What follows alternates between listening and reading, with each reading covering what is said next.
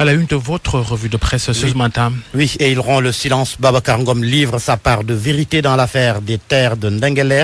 C'était hier devant les journalistes. Et le moins que l'observateur puisse dire est que le patron de Sedima, en conflit avec les populations de Ndingler, ne compte pas restituer les terres aux paysans.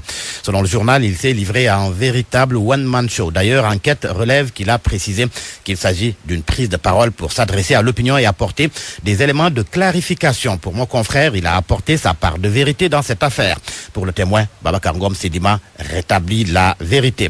Le journal rapporte que selon Babacar Ngom, le roi du poulet sénégalais, qui s'est appuyé sur des documents officiels pour étayer ses arguments, les 75 hectares à l'origine de la polémique lui appartiennent et sont bel et bien situés dans le village de Djila et non à Ndingler, d'où proviennent les contestations. L'AS, pour sa part, note que Babacar Ngom s'explique et se soumet à l'arbitrage de l'État. Seulement, il ne convainc pas Birahim Seck, le coordinateur du Forum civil, confie dans les Échos qu'on a assisté à un exercice de reconstruction d'une image, à un exercice de culture d'émotion. Birahim Seck fustige l'attitude du patron de la Sedima tendant à semer la zizanie entre les populations de Djila et celles de Ndingler.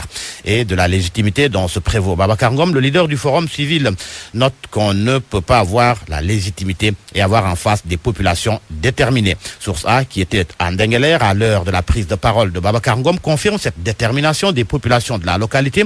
Selon le journal, elles sont décidées aujourd'hui plus qu'hier à protéger leurs terres. Elle déclare à qui veut les entendre qu'elles vont se battre jusqu'à leur dernière énergie pour défendre ce que leurs ancêtres leur ont laissé.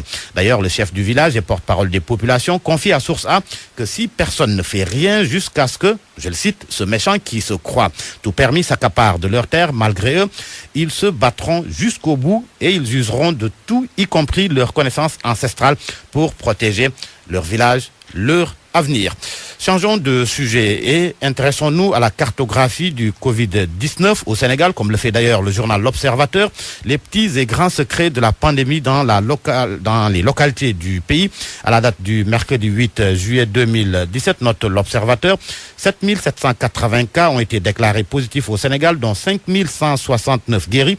Les décès se chiffrent à 143, dont 2 communiqués hier jeudi. Dans les différentes structures de prise en charge des patients souffrant de coronavirus, 2471 sont sous traitement. Le virus, selon l'Observateur, circule dans 60 districts, mais il ne présentent pas tous le même tableau clinique. Certains sont plus infectés que d'autres qui observent un temps de répit depuis près d'un mois ou plus. La situation semble maîtrisée pour eux. D'autres encore ont reculé après avoir rompu sur une longue période la chaîne de transmission. Le journal là s'intéresse au ministre de l'Agriculture, cumul de postes incompatible. Moussa Baldé dans l'illégalité, s'interroge le journal. Ignorance, négligence ou volonté de violer la loi. En tous les cas, depuis un peu plus d'un an, souligne le journal, le ministre de l'Agriculture, Moussa Baldé, cumule en toute illégalité son poste de ministre avec celui de président du conseil départemental de Kolda. Là, ce qui interroge des spécialistes sur la question, des spécialistes qui confirment cet état de fait. La sécurité publique à la une du journal Vox Populi, plus de 2600 personnes interpellées en juin, 6 meurtres en un mois, tous élucidés par la police, des opérations de sécurisation d'envergure menées depuis la levée de l'état d'urgence et du couvre-feu.